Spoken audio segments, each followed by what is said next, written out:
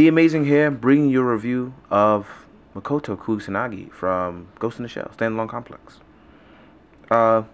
Most of you may know her from Ghost in the Shell. I can't even begin to go into that because I'm pretty sure everybody knows about this. If you don't, then go Google it. Anyway, honestly, I really like this figure a lot.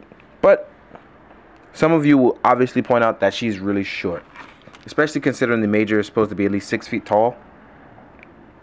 So she's actually tiny, even in comparison with Spider-Man. Another quick example is Archer. She's just like really tiny. And although she's in better scale with Archer, it's still tiny for the Major, who's supposed to be a very tall and muscular woman. So it's just a little weird. And one of the things I want to point out about that. But overall, the sculpt is really excellent. And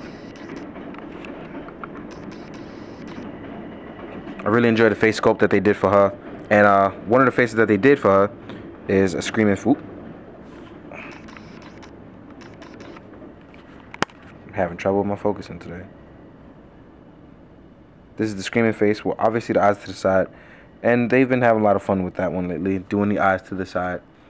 One creepy thing is also seeing the Major smile, which is something you don't actually see in the series a lot. I'm not going to call it smiling, but I'm not going to call it frowning either. Maybe she's doing something new.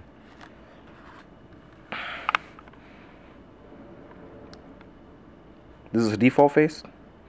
I actually like it looking to the side too. But overall, the smooth joint and sculpt build on this is actually really, really wonderful, even if she is shorter. So, one thing about the arm rotation, it goes up, but it's obviously hindered by the jacket, which is even if it's soft plastic. Well, wow, that wasn't supposed to happen.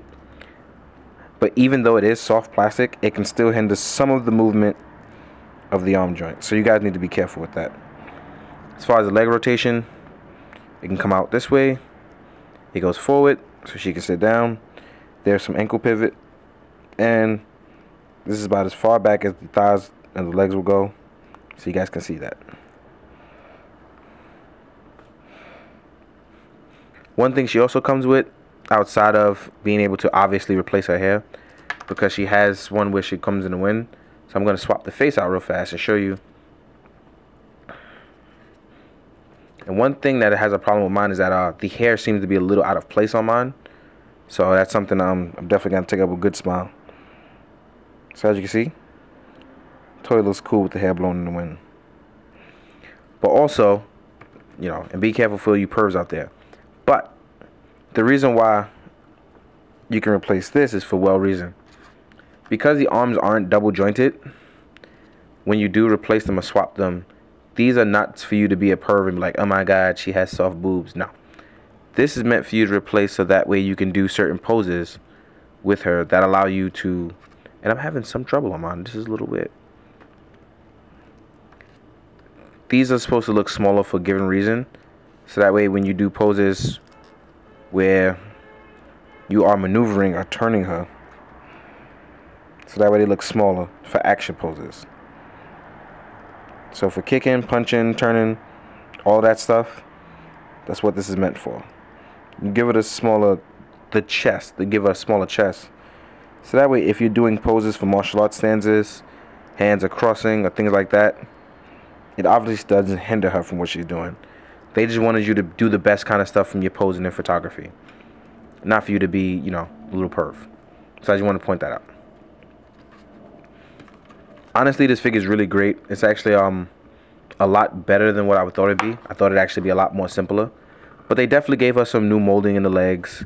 They could have done a better job with the arms. But it's not something I can just, you know, say, oh, you know, this is really boring. It's actually still a pretty good design. So I'm okay with it.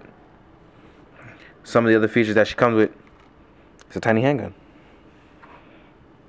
So for all of you that's wondering what kind of weaponry she comes with, she also comes with a submachine gun with a silencer. Now, when it's packaged, the silencer is not on. So you guys need to be really careful of that. And the way you put it on is, you want to twist and rotate out. And voila. When placing it, you do the same way. Twist and rotate on. Just like that. Also, Kusanagi comes with a slew of hands. So you get a ton of hands with Kusanagi. You get one for holding weapons, one for open palm, one for just gripping things, one for holding a handgun. So you definitely have an arsenal, an array of hands and weapons and things like that.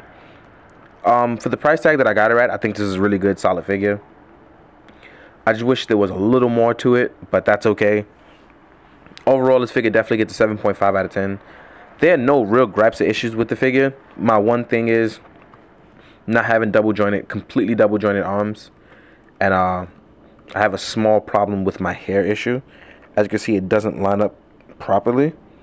And in the end, I'm like, oh, that shouldn't be a thing. But what happens is constantly putting things in and out, or if I want to do something, I could easily be trying to pose something and it would cause me a lot of agony to constantly have to repose something because her hair kept falling off. Especially because this one is actually a lot looser. So overall, it's a solid figure.